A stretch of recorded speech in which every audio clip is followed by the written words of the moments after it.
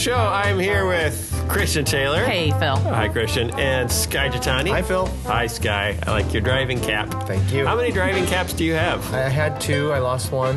Why do you need a So this cap is the to backup? drive? I don't need a drive cap. Because his head's so cold. I lose heat through the head. He lose heat through head. You'd be surprised how much heat you lose without hair. Do you know what would be even warmer than a driving cap? And I'm not even going to say stocking cap. A wig. Like a toupee.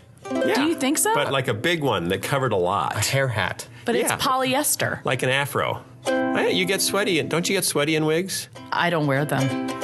In your experience, don't you get sweaty in wigs? All right, I'm going to sing the theme song as Bob the Tomato. Thanks for all the suggestions. Keep them coming. This week, it's Bob the Tomato. Hi, kids. I'm Bob the Tomato. Hey, it's a podcast. What do you know? Hey, it's a podcast. And we got video. Hey, it's a podcast. So lend an ear. The Phil Vischer podcast starts right here. We'll talk to Sky Hi, Phil. and Christian, too. Hi, boys and girls. And maybe a guest. No, we don't, but we've got props here for you. Hey, it's a podcast, so lend an ear. The Phil Vischer podcast starts right here. The Phil Vischer podcast starts right here. All right.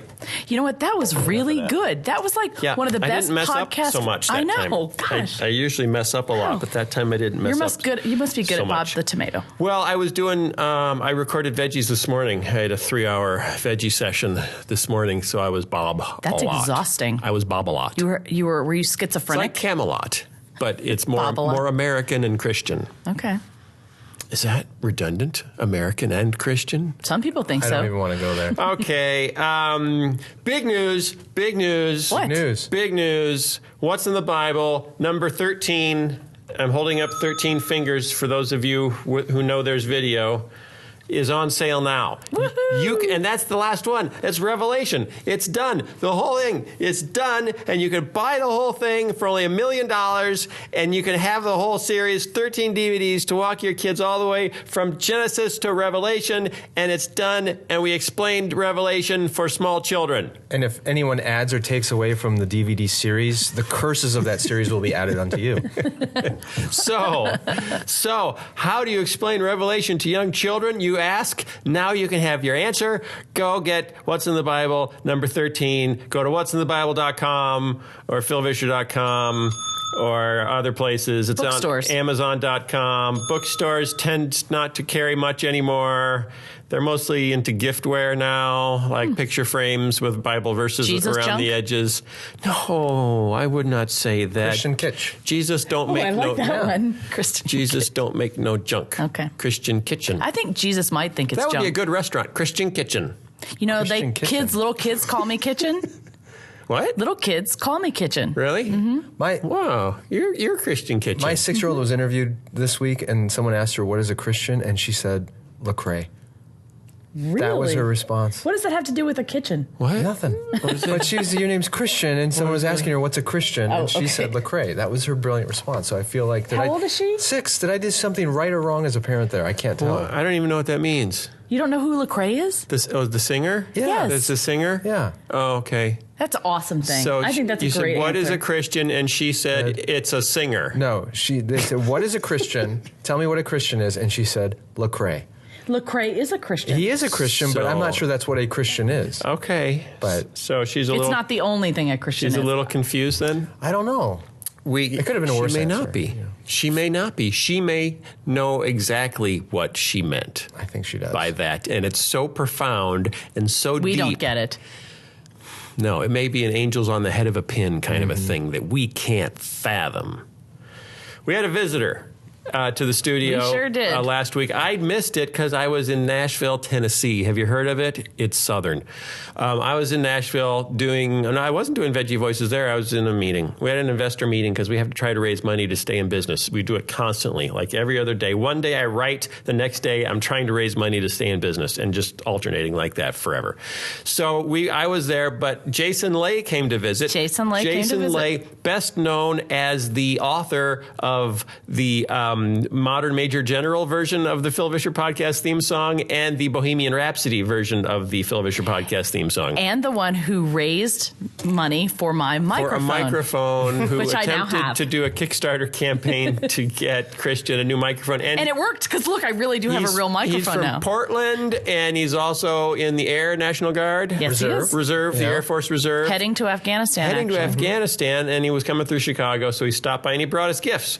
He brought me, Phil, a Rubik's Cube. Did he explain why? What does this represent? I think he thought it was gonna look good on the set. Yeah, he said it fits in with your kind of style. My motif. Yeah, and it's a wood Rubik's Cube. It's very wood. cool. This is the way the Pilgrims had to make Rubik's Cubes before plastic was invented. They carved them. This was carved out of a single pine tree by an early And you know what he settler. told me about that? No. You can solve it in like 5 or 6 moves. Yeah, my son can do that. Really? My son is really Rubik's Cube savvy. In fact, my son, this is a 3x3. Yeah. My son now has a 7x7. Oh, man. That he I didn't can know solve. they made those. That's pretty impressive.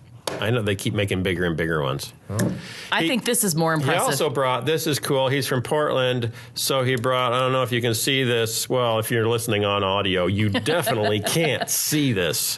But picture it, it's like a snow globe from Portland, except it's a rain globe, because it rains all the time in Portland. And when you, turn it upside down, look, see, it's raining on Portland. Can you see the rain? I love Maybe that. a little bit, see the rain. Yeah, there you go. Oh, yeah, there, see, I can see the rain. I can see the rain in Portland. That's a very clever device. I've never seen one of those. It is a clever device. So this is new. This is history. Like, I don't. Is this the only one? Like, is this? There's never been another say it is. rain globe except this one. Let's say it is. And then Christian got her microphone, her long lost beloved microphone. And I love it because it's pink and purple. Hello, just like We're going to name Christian. it Pinky. So now we have Plinky and Pinky. This matches all your jogging suits. It does. Hey, and you know, there's one more thing I didn't even tell you about. What? He added another set decoration. Have you noticed it? Somebody put sunglasses on my You deer. did notice it, I yeah. noticed somebody put sunglasses on Can my you see that on deer. TV? Up there. Oh, yeah. above Phil's Yeah, head. see in the corner. And it's those slatted sunglasses. Like Yeah, those 80s things, like 80s Max Headroom kind of thing. MTV kind of sun. Yeah. I think it's awesome. I think it's a bit. So I just want to say, I think it's reducing the dignity of my deer. Really? all right, I'll give you The that. deer's made of cardboard. Dignified cardboard, recycled. I just want to say thank you to Jason. Thanks, because Jason he Lang. was a great blessing to our Yeah, day. it was very encouraging, and we appreciate you stopping by. And if there are other listeners who want to come by and see the studio, check with Christian. Yeah, that's right. You better check with me. Yeah. Because I'm about the only one that responds. Because you're the only one that can give a tour. Nobody else It's can true. give a tour. Okay, I have stories. What are they? I have. You know, you didn't tell me a thing about what we're talking about this week, so I'm a little in I the dark. said something around. Okay. Did you get it? Not much. The big news of the week Is? probably was the Arizona religious freedom thing. I sent Right. that around. No, you didn't. I did. I sent it around to you. It's from Arizona. Big news from Arizona. I got a text message from CNN about that. Yeah. There was, let me see if I get it right. Okay. All right. There was a proposed bill in Arizona. Yes. That if the governor signed it into law, Yes. that it would have disastrous effects because the businesses in Arizona would be able to deny service to gays. Mm-hmm. And you think that's disastrous? Well, I think it would be horrible if people actually said, you know, you can't eat in my restaurant because you're gay. Yeah. Well, my understanding is the law, it passed the Senate, the state Senate, and it was going to the governor's desk to be signed. Is that the right law, what I said? Kind of, but the way it was framed is it was for religious liberty of business owners that said religious owners could discriminate who they served based on religious conviction. They could use conscience. Religious conscience, right. Yes, religious You can conviction. Which say it was- you can't walk into my store. It was ostensibly designed to so that people could deny services for same-sex marriages for the And business here's where it without came from. fear of There legal are two repercussions. cases. There's the Right. case in New Mexico where a cake, was that the cake maker or the photographer? Photographers in New The Mexico. photographer in New Mexico was asked to photograph a civil union and said, "I don't do civil unions.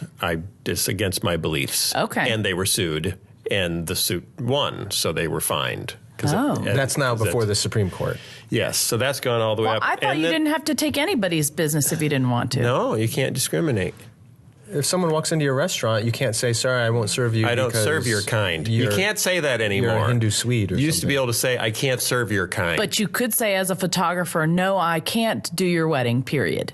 Not according to the New Mexico ruling. That's why it's before the Supreme Court. And it's an interesting case because what they're arguing before the Supreme Court, and this is really important, the distinction, is they're not arguing it on the basis of religious liberty.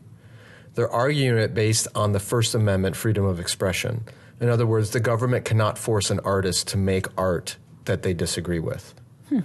And so the photographer is saying photography is an art, and you can't force me to photograph something and make art out of it that I disagree with. That's an infringement on my freedom of expression And rights. is that the argument for the cake decorator? That's not the argument for the cake maker. Cake decorating What happened with the cake thing? A cake decorator in Colorado refused to bake a cake for a same-sex marriage. Okay. The argument on religious grounds. The argument that cake maker made was that baking a cake is the same as participating as fast as you can. is the same as participating in the ceremony, and participating in a same-sex marriage ceremony would be a violation of his religious beliefs. Therefore, he refused to do it. And the courts ruled that no, baking a cake is not the same as participating in the ceremony. And for you to deny selling a cake to somebody simply based on their sexual orientation is a violation of non-discrimination laws. So I actually wrote about the cake maker case, and I think I titled that piece "An Evangelical Case for Gay Wedding Cakes," because I think I agreed with the ruling in Colorado. How do you know when a wedding cake is gay? Well, is there a test? Here's the difference. I think the photographer case is different, and the cake maker case could have been different. If a gay couple came into a baker and said, "We want you to make a cake that has 2 male figures on the top of it," the cake maker has every right to say, "Sorry, I don't make cakes with 2 male figures on the top," because that's an artistic expression. But that cake maker is allowed legally to discriminate in the type of cakes they make, but they cannot discriminate on who they sell those cakes to. Okay. Does that make sense? I'm with you. Right. So I will sell you a cake with nothing on top, and you can put whatever you want on top. I will sell you any cake that I would make for anyone else, and you can do with that cake whatever you want. You can go to a party with it, you can go to a birthday party with it, you can go to a gay wedding with it, I don't care. But to say that you have to make a purple cake with yellow polka dots, the cake maker can say, "Sorry, I don't make purple cakes with yellow polka dots. You're going to have to go somewhere else." It's against my religion. Well, no, you just say I'm an artist. That was what I was saying. Want. That was exactly what I was saying about the photographer. A photographer doesn't have to choose to take anybody because maybe they don't want to shoot that. Well, that's right, and that's because it's an artistic art. It's an art form, and here's the analogy. The ruling was no, you do have to, because the courts were looking at it as a business service, not as an artistic expression. So closer to supplying rental chairs. Right. Could you say, "No, I'm not going to rent you chairs for your reception because it's a gay wedding and it's against my religion"? That seems kind of silly. That seems very silly. But, can I force, say, a Jewish opera singer to perform a song at my wedding, my Christian wedding, and force that opera singer to sing a Christian song? No, because it doesn't seem like you should be able to. Similar with a photographer, to actually photograph a wedding means participating in the service and using your art form to capture something that you may not agree with. So the government, in my view, shouldn't be allowed to do that to an artist. Okay, here's what the Washington Post said in an op-ed a couple of days ago before the bill was vetoed. Social and religious conservatives should have been the first to oppose the Arizona legislature's effort to allow businesses to discriminate against same-sex couples on religious grounds. Partisans of the religious right apparently don't feel this way, but here's why they should. Pushing conscience exemptions beyond reasonable limits threatens a long-standing American habit of having government go out of its way to accommodate the commitments of religious people. Using conscious exemptions to facilitate backdoor resistance to social change takes something precious and turns it into a cheap political tactic. So what he's saying is this was really kind of around the back of the table because they couldn't get the law they really wanted, which is no same-sex marriage. So here's another way to try to slow down social change, which is to let us discriminate against same-sex marriages. And his point was, for example, that it threatens the ability to preserve any religious exemption if you start using it, kind of flamboyantly to accomplish political things. So he said, for example, in 2012, the Maryland voters approved gay marriage by a majority, 52% to 48%. But key to this victory was the willingness of marriage equality supporters to acknowledge the freedom of religious institutions to run their own affairs. So the sponsors of the Arizona legislation thought, for example, that religious florists, caterers, and photographers should not have to work weddings they don't believe should be taking place. Most Americans disagree with this. They make a sensible distinction between guarding the rights of religious groups and allowing wholesale discrimination against gays and lesbians in commerce. So his fear is that if religious conservatives start using laws like this to keep businesses from serving gays and lesbians, that it will make overall the democracy less likely to find compromise over giving exemptions to clergy, giving exemptions to religious groups. It'll come back to bite us. It could come back to bite you. And what happens when you walk into a business that's run or owned by a Muslim or a Jewish person or a gay or lesbian, and they see that you're an evangelical Christian, and they say, sorry. That you're wearing your T-shirt that has Jesus riding a dinosaur. Yeah, and they say, sorry, I don't want to serve you. Or I don't want to rent you a room. Or I don't want to... But isn't that different than saying that, like you said, let's say I walk into a Jewish, wedding singer's room and say, I want you to sing this Christian song at my wedding. Ave Maria. Ave Maria, and the government says you have to do that. And that's the problem, is that the Arizona law would have allowed discrimination for any reason based on religious conviction. So I agree. I don't think anybody should be forced to participate in any religious ceremony that violates their beliefs, especially in an artistic way. But baking a cake for somebody is not participating in a religious ceremony. Right. So for me, it seems like if you're the photographer, because it is tricky to say, I only want to serve the people that I want to serve. Are you discriminating, when are you not? But I would think you would be able to say, I just have to be honest with you guys, because a photographer is a fairly significant participant in a wedding. And they have a point of view. I have to be honest with you. I am not enthusiastic about same-sex marriage. I will shoot your wedding. I will not be enthusiastic about it. And I would think most people would say, well, I'll find someone who is enthusiastic. Or I'll be uncomfortable, I think, is another. I will be uncomfortable, and I may vomit. Well, I can't make any promises. Yeah, even if you just say I'm uncomfortable and I don't know that I would do a good service to your wedding, I think would be an honest statement. You just can't say I won't. But again, I think it's not an issue of religious liberty. It's an issue of artistic freedom. Yeah. An artist, so you're saying let's reframe the discussion. Well, what I'm saying is the government should not force any artist to create art they don't want to make. Right. And the government should never force anyone to participate in a religious ceremony that they don't agree with. Right. That's sort of the principle. What are the grounds? You're a cake maker. Someone comes to you, a neo-Nazi group, and says, we want a big swastika cake. You can say no. On what grounds? Because I don't make swastika cakes. But can't you just because say... that's an artistic expression. Do you have to prove it? You have to Can't you show just them say- well, I every think what you cake could, you've ever made? if that neo-Nazi could prove that you made a swastika cake and For sold it to someone else, somebody for your last grandmother? week, but you refuse to sell it to them, then yes, you have grounds. Okay. But you can say as an artist, I don't make swastika cakes, period. Okay. If you want to buy any of my other cakes, I'm happy to sell you one because I can't discriminate on who comes into my business. Buy one of my big square cakes and cut it into a swastika. You go. Similarly, a photographer can say, yes, I photograph weddings, but I don't photograph same-sex couples because that is not the kind of art I make.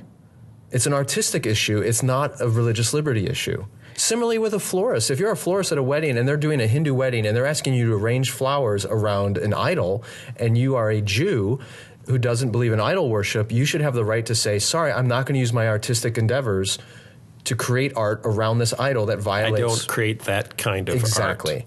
So, but if you rent tables or chairs or tents, you can't really make the argument. Exactly. I don't create that kind of tent arrangements. And you can't say that... What if you want the tents in a big swastika shape? But then can you... What bothers me is so many conservative Christians are saying we want to be able to deny service to anyone we disagree with. And I think that's a very dangerous precedent. Because then there are very heartfelt people in this country who believe that the white race is superior to the black race. So do we give them the right to say, I'm sorry, I own this restaurant and I'm not going to serve any African Americans because it's my religious conviction that you're inferior? Are we really wanting to go backwards into that kind of culture? No. But that's what the Arizona law would have allowed to happen. So a poll in July resulted in 61% of voters said that a clergy member or church should be able to refuse to perform a gay marriage ceremony. Only 35% said a restaurateur should be able to refuse to cater a gay couple's wedding. Similar majority, 59%, rejected the idea that a florist should be able to refuse to sell flowers for a gay couple's wedding, while 54% rejected a comparable right for photographers. So, and this is his conclusion, the public sees the difference between a church and a marketplace. Shouldn't this be good news for religious people? Well, I agree in principle, but I don't think photography is a marketplace. It's an art form. And just as singing, what if you do it poorly? Art form. Right. So, and I think that's exactly what's before the Supreme Court. And they're going to hear oral arguments later in March on this case, that it's not a case of religious liberty, it's a case of freedom of expression. Can the government force any artist to make art that they don't want to make? I don't want to be in that kind of society on any front. So I think we really need to put the religious liberty hysteria aside a little bit and focus on the real issue at hand. Well, I have a question. Yes. And I'm Use sure, your microphone. I'm sure your new microphone. Oh, sorry. I'm sorry. I have a question. I'm sure this is a very simple question. Sure. Go for it. So for a long time, I would assume, a lot of people don't need to discuss it or have a law.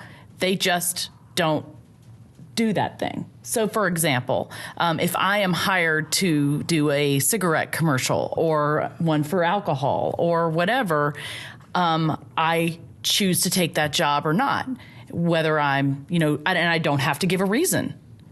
Why? Why does there have to be this big issue? Why do we have to, make and pass these laws? Why can't people just say, I'm sorry, I don't want to do that? Because we have laws throughout the country in every state of the union that says you cannot discriminate in hiring or services or accommodations based on gender, sexual orientation, I understand that, religion. But people have always done that. They just don't give the reason. Not in restaurants. You can't just say we don't serve you. Well, restaurants are different. See, restaurant's a good example. You can't go into a restaurant and someone say to me, "I'm sorry, we don't serve bald people." But if I go into a restaurant and I say, "I demand that you serve salmon," the restaurant goes, "We don't serve salmon. Of course, we're not going to serve. You can't make us serve salmon. We don't want to serve salmon. I can order whatever's on the menu, but if it's not on the menu, I can't force them to do it." Similarly with a wedding cake. You can't go into a bakery and say, "I refuse to sell you a cake because you're bald." But now an actor, you read a script, you're not obligated to do the script. Right. You can turn down the part. Based on religious liberty. Yeah, you can say, I'm not comfortable with this material. Right, Yeah. because it's art form. Right. It's an artistic expression. If you're baking a cake, what material would you not be comfortable with? You don't have to take in my opinion, with stuff like that, you don't have to take a job if you don't want to do it, period. But if someone comes into your bakery and orders a cake, on what grounds can you say, no? We're busy. I'm sorry, we're busy. And then they stand outside and they see if the next person comes in and you give the same answer. And if you don't, you've discriminated on the basis of race or sex or gender, and now you're sued. That's true. The bigger issue for me is as Christians, the reason why we should support equal treatment in businesses or accommodations or restaurants or bakeries is not because we agree with everybody. It's because we believe that every human being is created in the image of God and worthy of dignity and respect, even if I disagree with them. I agree with that. So nobody should be refused a seat at the counter or a seat on the bus or a hotel room or a job because they don't conform to my belief system. But I also don't think the government should force us to do what the government thinks we should do. Well, then you've just eroded a century of civil rights work since the Civil War, because the government basically forced half of our country to give equal rights to African Americans.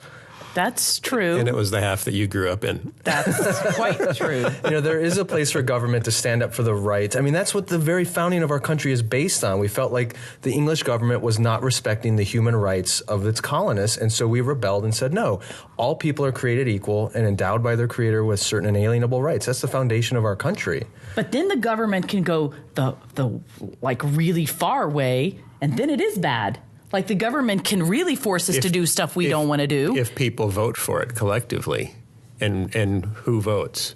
People. We do. Mm-hmm. We do. Well, no. To be fair to Christian, the government does Thank make you.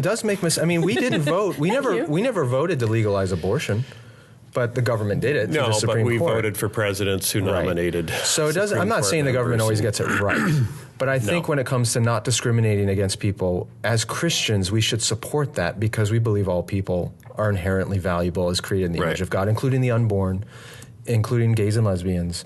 And I don't want to be part of a movement to deny people equal dignity. So what are you saying? Let them all eat cake? Yes, let them eat cake. Now, I do believe that every religious organization should have every right to follow the edicts of their faith and discriminate about who they marry, who they ordain, who they allow into membership, who they don't. And the government has always respected that. That right. Right. And I think that's not under threat. I think Mr. What's his name? The guy writing for the Washington Post. No, that's not him. Dang, Washington Post. Oh, E.J. Dionne. DeYoung, yeah. Dionne Jr. He's a Roman Catholic, I believe. Do you remember Senior? He was awesome. But this is Junior. This is the kid, the son. And that's his point, is the danger of really important religious liberties being undermined because of frivolous other things. Use of religious liberty cards to try to push back changes that we're not comfortable with. Mm-hmm. Well, and I will say one thing to be fair to your point, which is if somebody is going to deny service, because someone is gay or, any other reason for, religious liberties, that business or that Christian is not being loving, not being Christ-like by not serving someone that he disagrees with. I mean, that's at the heart of it, truly, I think. I think some of the uproar over this, the people are presenting it as we're just trying to follow Jesus and the government won't let us. Mm-hmm. I think actually what we're upset about is that the government won't let us behave like Pharisees. Mm-hmm. And that's more the issue here. So those are fighting words, Guy. I'm pretty convinced of that. Well, I really like, and this is what you and I were talking about before the podcast, I really like how you guys are able to separate, in a lot of ways, theology and politics and social issues.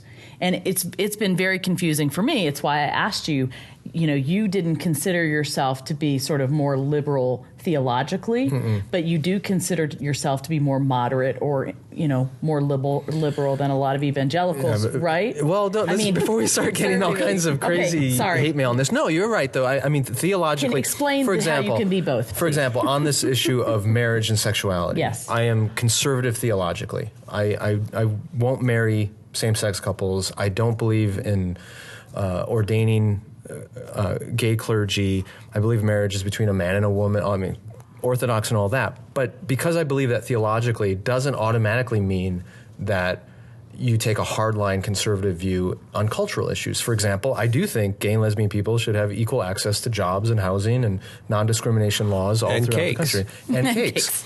The next great not battlefield. photographers. But that's not because of I know. That's not a religious reason. That's an American freedom of expression issue. And I also believe that the government should not impose upon any religious tradition what they should and shouldn't do with marriage. So I think it is possible to be theologically orthodox and conservative, but not have to be a hardline conservative politically or cultural warrior on these things. We live in a pluralistic society. I have friends and neighbors who disagree with me, for example, on the doctrine of the Trinity, right? They're Muslim or they're Hindu, and I'm a Christian.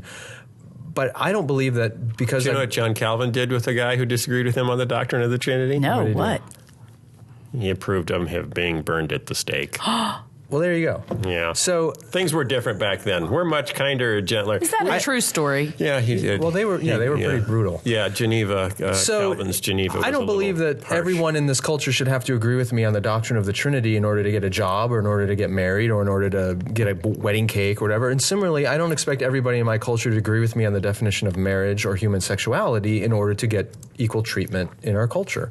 So you can hold to your beliefs, but not expect that everyone else in the culture has to adhere by the same beliefs. Well, I appreciate you making that distinguishment because I have to say, I'm sure it's probably because I was brought up in Mississippi, but I just thought, that they had to go together. If your theology was very conservative, your politics had to mirror that. But it Next story!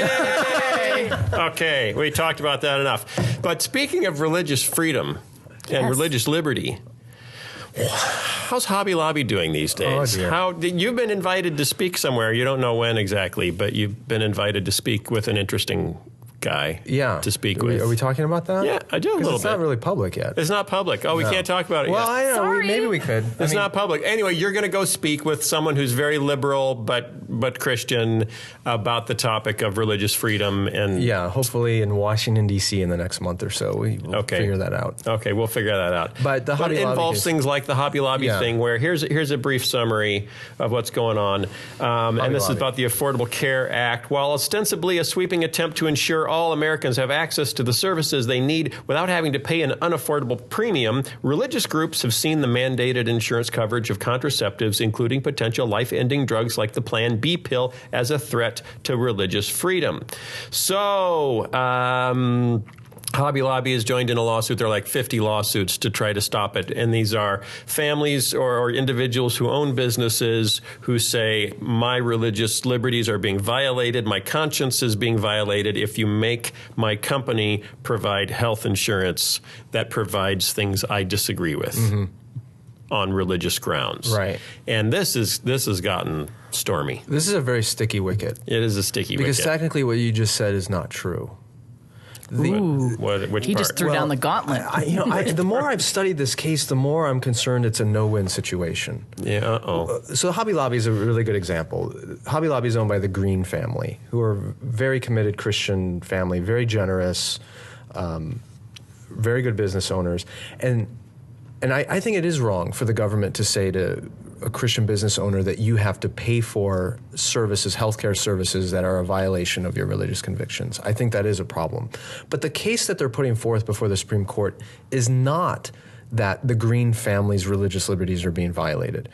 The case they're putting forward is based on a prior ruling by the Supreme Court, which is known as Citizens United. And you may have That heard- corporations are people. If you watch the Colbert Report, That's how I learned it. you definitely know about that one. In the Citizens United case, the Supreme Court ruled that corporations are persons in the eyes of the law, and as persons, they have First Amendment right to freedom of expression. Therefore, corporations can donate unlimited amounts of money to political campaigns as a form of expression. Free speech. So the lawyers... 'Cause money talks. Right. So the lawyers representing Hobby Lobby are going before the Supreme Court, and what they're saying is not that the Green family's religious liberties are being violated. What they're arguing is that Hobby Lobby, the corporation, is a person and has already been is given... a Christian person. And has already been given the constitutional right of freedom of expression from the First Amendment. So therefore, it should also be granted the First Amendment freedom of religion rights of a person. Wow. So it is Hobby Lobby... That's Pandora's box right there. Right. Hobby Lobby, the corporation's religious liberties are When being did violated, Hobby not Lobby the Green walk family. down the aisle and respond to a call to the gospel? So, and that's what concerns me, is while I agree with the Green family that I don't want the government imposing... obligating Christians to pay for services that they find morally reprehensible, that's not what they're arguing. What they're arguing is that corporations have religious convictions, and I'm not sure I want a ruling that expands the rights and dignities of corporate entities that aren't real people. Well, walk down that road. Let's say they won. Let's say that, okay, now not only does this person, have the ability to express themselves freely and have religious, objections. What else could happen? Well, it's similar to the Arizona They could thing. be drafted, sent to war. Well, that's the interesting thing is corporations are gaining more and more the rights of personhood, but not the obligations of personhood, which is kind of creepy. But here's another example. If there were a corporation that was owned by white supremacists, they could say, we refuse to adhere to these non-discrimination laws. Let's say McDonald's was owned by white supremacists. Okay. Then they could say it's against McDonald's religious rights to have to serve African American people. So then we're really going back. So any corporation can claim any religious convictions it wants, and they're distinct from the religious convictions of the actual owners. This discussion is hurting my brain. I know, it's weird. So, but here's the problem. This whole Hobby Lobby thing is only a problem because we have employer-based health care. because we're asking employers to pay for employees' health care. Right. If we didn't have that kind of system, if it was a single payer system like in Canada, or if individual employees were responsible for getting their own health care insurance, then this would be a moot point. It wouldn't be an issue. It would be an issue of, do we want our country to extend these kind of benefits? I'm voting no. Oh, I lost the vote. Oh, well, I guess. But then you're saying the entire government has to pay for health care for everybody. Well, just the same way the entire government pays for a lot of things for us, like education. And roads. And, I'm not advocating for that. The other alternative is that... What are you really saying? not. What do you think should happen? What I'm saying is that these kinds of... He'd be Canadian if he was. What I'm saying is these kinds of moral dilemmas are going to keep coming before the court as long as we're asking employers to pay for employees' health care. If the employee is responsible for getting their own, let's say your employer boosts your salary by $5,000, and then you go and select the plan you want based on your religious convictions, then the employer has no voice in it whatsoever. But as long as we're asking employers to pay for other people's health care, you're asking the employer to pay for things that may violate their religious conscience. That's the problem with the system that we've inherited. Here's another way to look at it. Okay, and this was a story analyzing the case from trying to predict what the Supreme Court will do with it. So since the Supreme Court bases its rulings on the precedential application of laws in the past, as well as its interpretation of legal doctrine, how the conservative-leaning Robert courts and previous courts have dealt with the issue of religious freedom is important. So here's a case. Edwin Lee... I knew an Ed Lee once. Did you? I did. Was he an Amish farmer? No, he was an FBI agent. Working undercover as an Amish farmer? Wasn't there a movie about that? Oh, gee whiz. I love this movie. Who knows? Harrison Ford, right? Edwin Lee was a Pennsylvania Amish farmer and carpenter who contended that the federal payroll tax was a burden on his rights under the Free Exercise Clause of the First Amendment, which states the government cannot place any restraint on the free exercise of religion. His case argued that such a tax was forbidden by the Amish faith, and therefore its payment interfered with the exercise of his rights. But while the court did rule that the tax violated his belief system, it unanimously held that the broad public interest in maintaining a sound tax system is of such a high order, religious belief in conflict with the payment of taxes affords no basis for resisting the law. I have no idea what you just said. Plus, It means render unto Caesar that which is Caesar. Okay. yes, we can't mess up the tax Boy, that hurt system, my head. even though it does, in fact, violate your religious belief. All right. Plus, the court said exempting objectors from paying the payroll tax for employees would impose the employer's religious faith on the employees. So now the employees actually don't get the benefit of having their employer cover half of their payroll tax, which all employers are supposed to do, because their employer says that offends my religious belief. Now, when you get in, if you take that and expand it into what's going on with Hobby Lobby and others, the religious companies object to being forced to facilitate abortion by providing abortifacient, and that objection, Drugs that induce an abortion. Yes, and that objection does not turn on the independent decisions of their employees, stated the papers. And this is saying previous decisions have determined that a company has suffered no injury, meaning it cannot bring a lawsuit based on objections to how an employee spends his or her wages or other compensation, which includes insurance benefits. So this way of it is looking at the insurance benefit is just a part of your wages. Okay. What you do with your wages is none of your employer's business. Right. So therefore, basically this is a company saying the money we spend on you, we will not allow you to use in this way. Well, that's an interesting argument. That is. To say because the company isn't providing the medicine. Right. The company is providing an insurance policy. Money that provides the medicine. That may or may not be used That may or may not abortion. be used. And so when you look at it that way, I start to think, okay, maybe it's not. I mean, there is a. So you're saying then the Greens ought to think about their situation differently. Well, I guess that's the way that the Supreme Court may think about the Greens' situation that is different than the way the Greens are thinking about their situation. And that's based on some other judgments that have come out of this same court, the Roberts Court that's currently sitting. So the question is, to look at it differently, if I'm providing access to health insurance and I don't believe in vaccinations for kids. Okay. Rather than trying to prevent my employees from being able to get vaccinations for kids, can't I just talk to them about it and then let them make the decision? Right. Can't I just promote my point of view without trying to strip out vaccinations from the insurance policy that they're being provided with. I think I got it. Especially when the government is requiring the That's insurance kind of policy like to be splitting provided. the baby. Oh, that's not covered by any insurance policy. Well, What do you think about that? I can completely understand the Greens' point of view, which is they don't want their money going toward abortion. Right. They don't want to pay for any unborn child to lose its life. And I think that's a very The question admirable... is your money actually going towards that? Because you're paying into a giant pool of money at an insurance company, which isn't necessarily the same. The money is fungible, so it's not the same money going in that even comes out for your own employees. Right. So the argument that you're... It's theoretical more. The argument the court might make is the Greens are not directly funding abortion. They're paying their employees. And those employees then may choose to have an abortion or not, right? It's up to them. But it's not, the Greens are not morally culpable for the decisions of their employees. So that's one way of looking at it. The other side of it is... I do think it does make me uncomfortable that the government would impose upon a business owner to say you need to make access to services and pay for access to services that you may disagree with, whether or not they're actually used. So That's why you say it's a no-win situation. it's a no, because I sympathize with the Greens and I would want them to win in this case, but I'm worried that the legal argument they're making, if they do win, actually opens up Pandora's box to all kinds of rights for corporations that could wreak havoc on our system. Do you know what this sounds like to me? A mess. It is a mess. The end of Western civilization. As we know it. Okay, next story. Do you know, let's get back to the gays, shall we? Why not? We haven't talked about them in Enough so long. about Hobby Lobby. we go in between Hobby Lobby, atheists, and gays in general. It's a really a three-trick pony. And Jesus riding dinosaurs. Okay. Somebody sent me this because we were talking about, with the camel thing. Remember the camel thing? Yeah, where they were anachronistic. Anachronistic camels. Right. And how the media jumped on it in such a way as to, shape it that there you go. Christianity's fault. Bible's wrong. Right. Now it's settled. It's done, everyone. Go home. It's over. We can call it.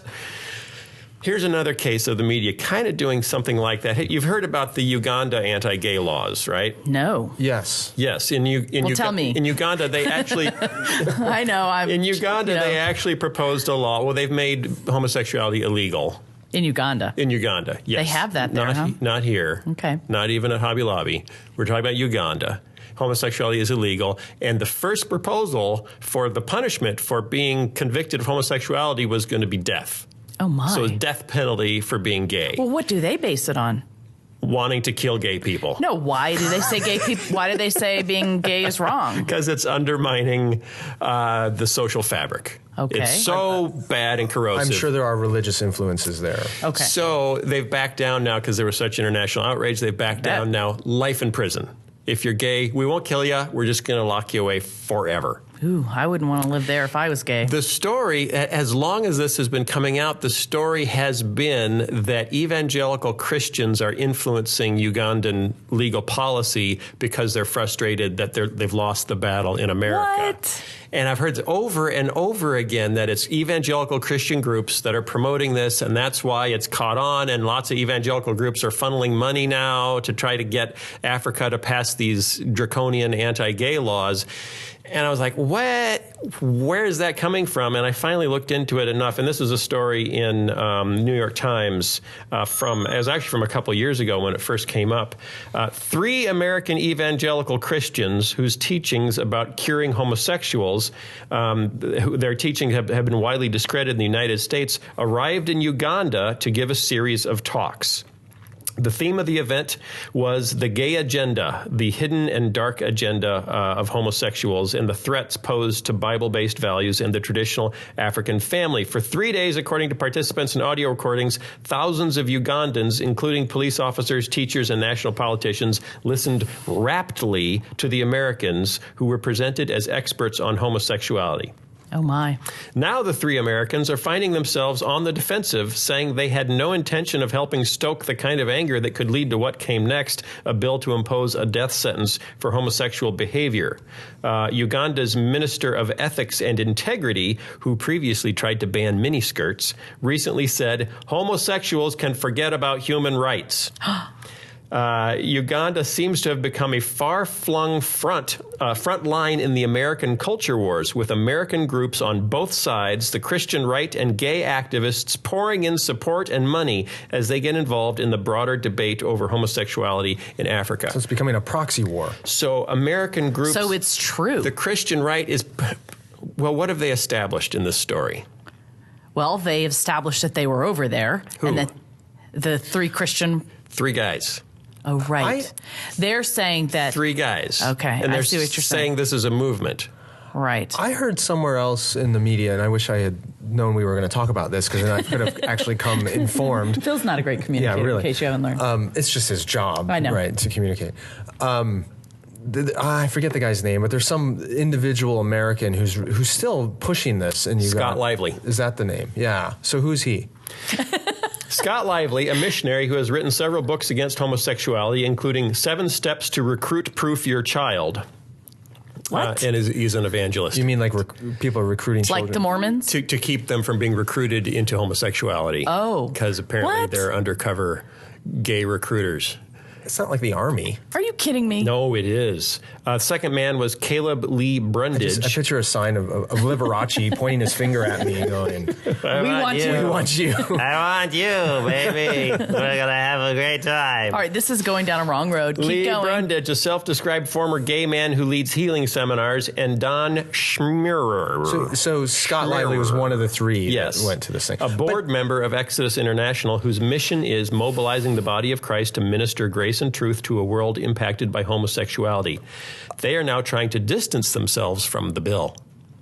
So the They're not only happy. link is that they went once and did the seminar a number of years ago. There's more recent advocacy for this stuff? No. So that one, let me ask you this. Do you think that one visit of those 3 people holding those seminars did stoke the fires of what was... It appears that it did, yes. So it really did do that. Mr. Schmierer says, and he's quoted on this, he says, "I feel duped," arguing that he'd been invited to speak on parenting skills for families with gay children. He acknowledged telling audiences how homosexuals could be converted into heterosexuals, but he said he had no idea some Ugandans were contemplating the death penalty for homosexuality. "That's horrible, absolutely horrible," he said. "Some of the nicest people I've ever met are gay people." And then a pastor from a Ugandan pastor says, "What these people have done is set the fire they can't quench." This pastor was at the conference and said that the 3 Americans underestimated the homophobia in Uganda and what it means to Africans when you speak about a certain group trying to destroy their children and their families. "When you speak like that," he said, "Africans will fight to the death." So the fearful rhetoric of the U.S. church has come over to Uganda, but it's been reacted to far beyond the way they anticipated. And I guess what I'm pointing out in this is that it's being painted as the Christian right in America is behind what's going on in Uganda. And when you actually unpeel it, it was Just 3 guys that were invited to come over and give a seminar. And now all 3 of them are saying, "Whoa, what are you guys doing with the seminar we gave?" So the Scott Lively character also, is there any more recent quotes from him about this? I think he's gone into hiding. I haven't looked up. Because if that's accurate, it becomes another case of the media or someone's political agenda creating a useful idiot. But the New York Times isn't done. Oh. They're not done. They finished the article by saying, "Uganda has also become a magnet for American evangelical groups. Some of the best-known Christian personalities have recently passed through here, often bringing with them anti-homosexuality messages, including the Reverend Rick Warren, who visited in 2008 and has compared homosexuality to pedophilia." He did not do that in Uganda. No. Yeah. He did it. So I'm look at the connections they're making. Right. Evangelicals go to Uganda. Evangelicals are anti-homosexual. Therefore, they must be saying terrible things about homosexuality in Uganda, which is why they go. Like, for example, Rick Warren was in Uganda once, and Rick Warren once said something negative about homosexuality. So they must be inflaming the whole... Yeah, it is kind of horrible.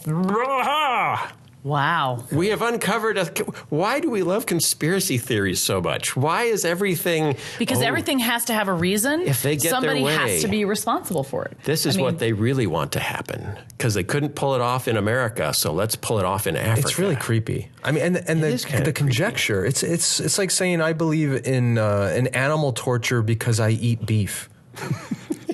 That's a good analogy. And if I once ate a hamburger overseas, I'm trying to spread the hatred of animals. And this isn't a blog, this isn't somebody just going off on their website. This is the New York Times, and it says American groups on both sides are pouring in support and money, and they have not established in any way that any Christian groups are involved or that anyone has put in any money. Here's why this is effective. Why is it effective? Because people like me take things at face value and don't really research them. And so I'd be like, wow, Rick Warren really? is helping kill gay people in Uganda. And I would then, think that was true. And so the moral of the story is, do your research. And don't believe everything that you read. And listen to the Phil Vischer podcast. Listen to the Phil Usher podcast. The Phil Usher podcast? The Phil Usher podcast. What's in your cup there, We'll do the research for you. Captain Kirk is a very close personal friend of mine. Thank you. Are we changing subjects or is this the end? No, it's time to wrap it up. Okay. This was fun. It was fun. We learned a lot today about wedding cakes and Uganda and the personhood of corporations. Good luck with this one. Oh, wouldn't you be fond of going to Uganda with Rick Warren and a bunch of crazy evangelicals? I'd like to bake a cake, even though it might be a mistake if I said I couldn't make a cake for gay evangelicals. Are there any gay evangelicals? There are, right? I'm sure there are. Do they have weddings? No, I'm sure they not very would. many, but they could have cakes, right? Anyone can have cake. Me and Jane Fonda, we're going back to Uganda to bring a cake of love for all our friends in Africa. Thank you. Thanks, everybody. Next week we'll have Jane Fonda on the show to try to explain why she and I are going to Uganda. Now with that a cake. would be interesting. That'll be great. See you next week. Bye, everyone. Bye.